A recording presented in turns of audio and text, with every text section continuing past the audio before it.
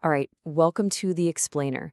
Today we're going to talk about two journeys that are super common during pregnancy: high blood pressure and gestational diabetes.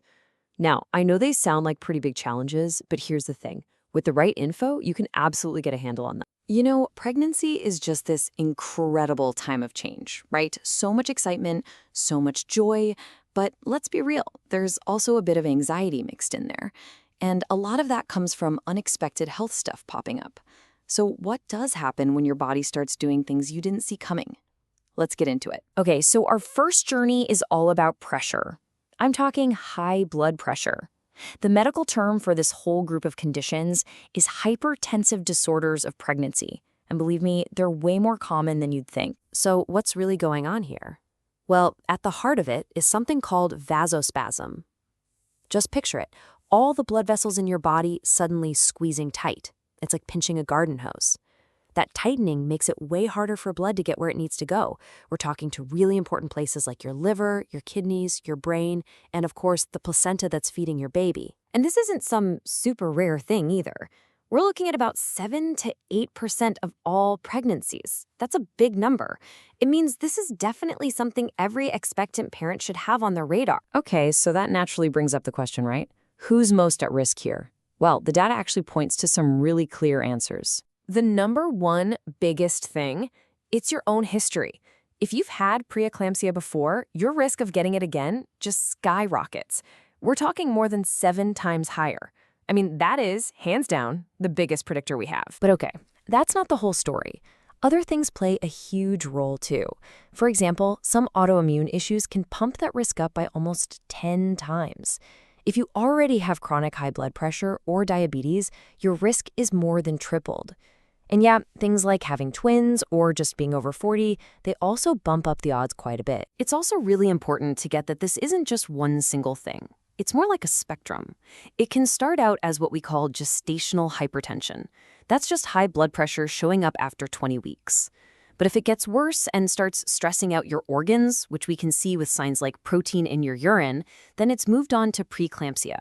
And in the most serious cases, it can turn into eclampsia, which is when seizures happen. And we have to be real here. The stakes are incredibly high. For the mom, if this isn't controlled, it can lead to really dangerous stuff like a stroke or organ failure. For the baby, that squeezed blood flow can mean they don't grow as well, or they might have to be born early. In the absolute worst case scenarios, it can even lead to stillbirth. This is exactly why catching it and managing it early is it's everything. Okay, let's switch gears now and talk about our second journey. And you'll see it's actually connected to the first one in some interesting ways. This one is all about the sugar switch. You've probably heard of it as gestational diabetes, or GDM for short. So what is it? Put simply, it's diabetes that just shows up during pregnancy. You could have never had a single issue with blood sugar in your life, and then bam, suddenly your body is having a tough time handling it. And it's interesting. It doesn't affect everyone equally. If you look at this data from New Zealand, for example, you can see that GDM shows up way more often in some ethnic groups, like Maori and Pacific peoples, than it does in New Zealand Europeans. It just goes to show you how complex this is. It's a mix of genetics, lifestyle, all of it. So you're probably asking, why? Why does this happen? Your body has this amazing system for managing sugar. So why does it suddenly get all wonky during pregnancy? Well, the main culprit is actually the placenta, this incredible organ that's doing all this work for the baby. It's also pumping out hormones, and some of those hormones basically get in the way of the mom's insulin. It's like the placenta is playing defense, blocking the insulin from doing its job. And that job is to get sugar out of the blood. When that happens, we call it insulin resistance. And get this. To fight back against that resistance, the body has to make up to 3 times more insulin than normal. 3 times? That just shows you what an incredible demand pregnancy is. Now, for most women, their body's like, okay, challenge accepted, and it makes the extra insulin. But sometimes it just can't keep up with that demand.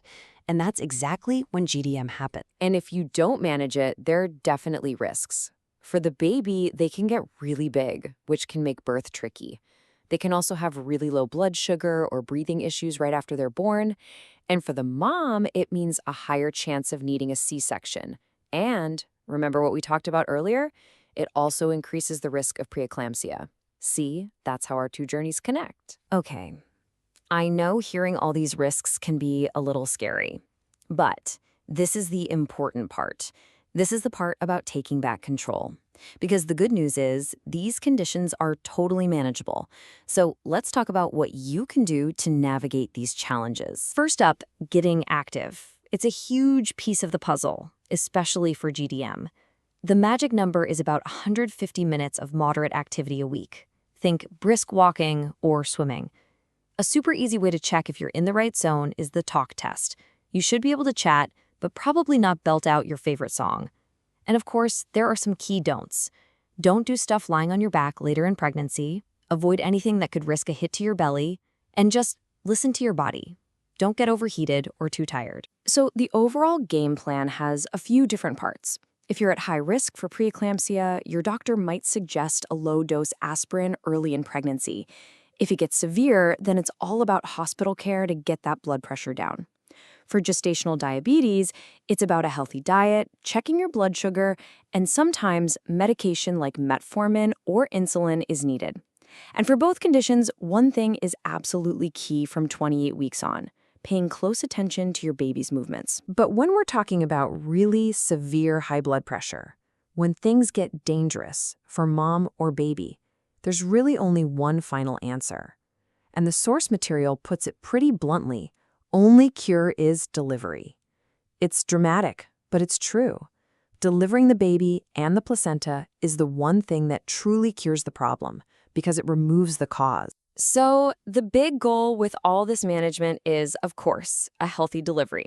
But the journey doesn't just stop there. Nope. What happens after the baby is born is just as critical, especially for the mom's health down the road. So after delivery, what's next? Well, breastfeeding is a big one. It's great for the baby's blood sugar, and it actually lowers the mom's future risk for both diabetes and high blood pressure. But here is the single most important takeaway, especially if you had GDM. Your risk of developing type 2 diabetes later is somewhere between 50 and 60%. That is a huge number. That's why getting rescreened for diabetes at 3 months after birth and then every year after that is non-negotiable. And that really brings us to our final idea here. Instead of just seeing these things as a temporary pregnancy problem, what if you saw them as a window into your future health? It's like your body's giving you an early heads up, a sneak peek at what you need to pay attention to for the rest of your life. So the real question is, what is that window showing you?